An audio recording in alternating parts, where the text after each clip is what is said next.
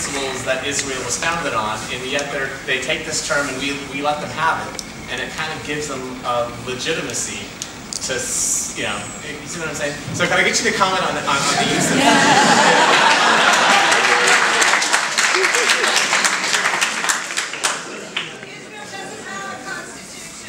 Well, the proclamation of independence for Israel.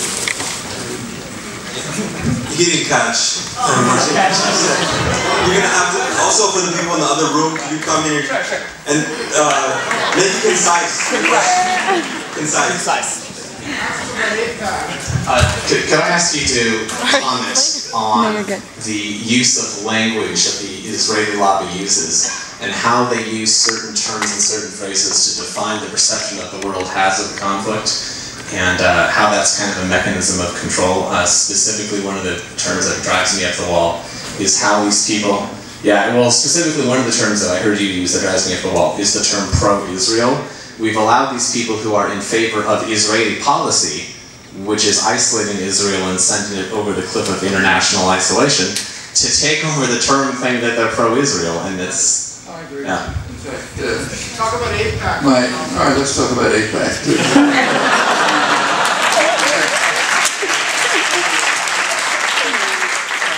You mentioned AIPAC, so I'm not introducing it. You mentioned the Israeli lobby, and how the Israeli lobby uses terms like, say, pro-Israel. Yeah, I basically agree with you, and I've been writing about it for 35 years. I'll just repeat what I've been writing. The people who call themselves pro-Israel, I think, are the people who are dedicated to Israel's moral degeneration and ultimate destruction.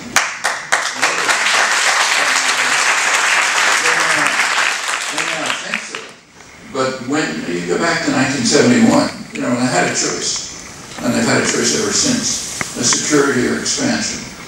If you're against security and in favor of expansion, you're not in favor of the people of Israel. You're in favor of their destruction, because that's going to happen. Either the moral degeneration, which is very striking. I mean, what's going on in the country is shocking. I mean, it's to the point where the head of the Israeli Bar Association, you know, conservative lawyer, wrote an article recently in the main journal, Haaretz in Hebrew, unfortunately, in which he warned of coming fascism in Israel. It's his term, fascism. He said, we're becoming a fascist state. That's pretty strong words, you know. That's what he's talking about. Well, if that's what you want for Israel, okay, I'll support it. But I wouldn't call it right. As for the lobby, there is a lobby, it's a powerful lobby, but think about it for a minute. The most, in the press, let's say, I won't use the word pro-Israel because your comment is correct, but the journal that most strongly supports Israeli actions and crimes is the Wall Street Journal, by far, much more so than the other mainstream press. Is that part of the lobby? Britain does the same thing.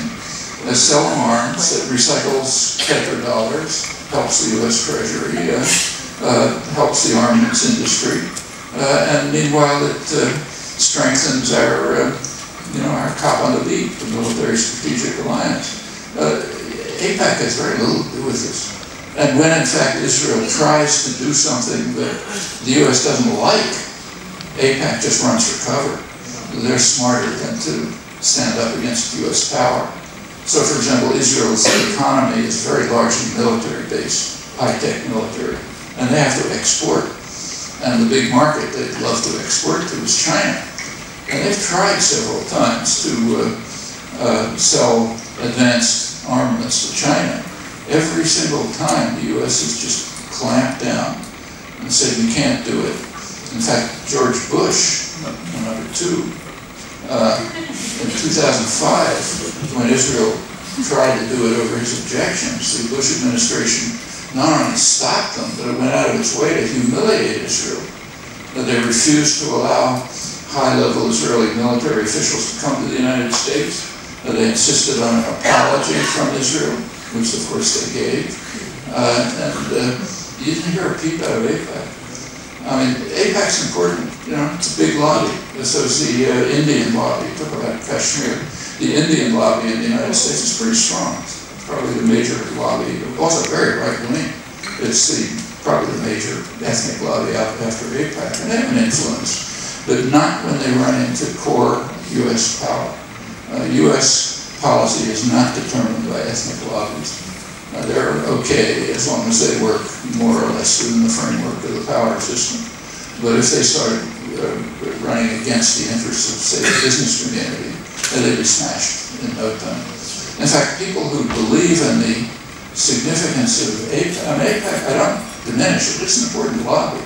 But if you really think that they're running U.S. policy, and that, say, Mearsheimer and Walt, they're harming U.S. interests, whatever that means, there's a tactic that you ought to pursue.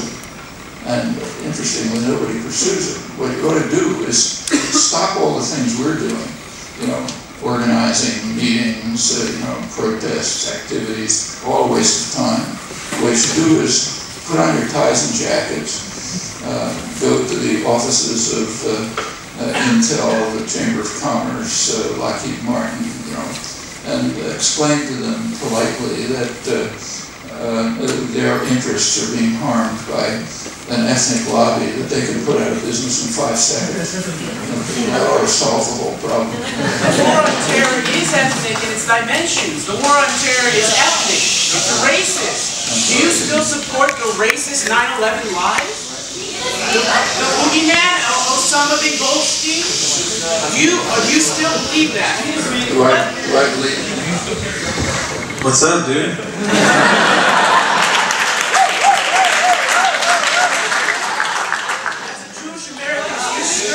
Thank you, everybody, for coming out tonight. Thank you so much.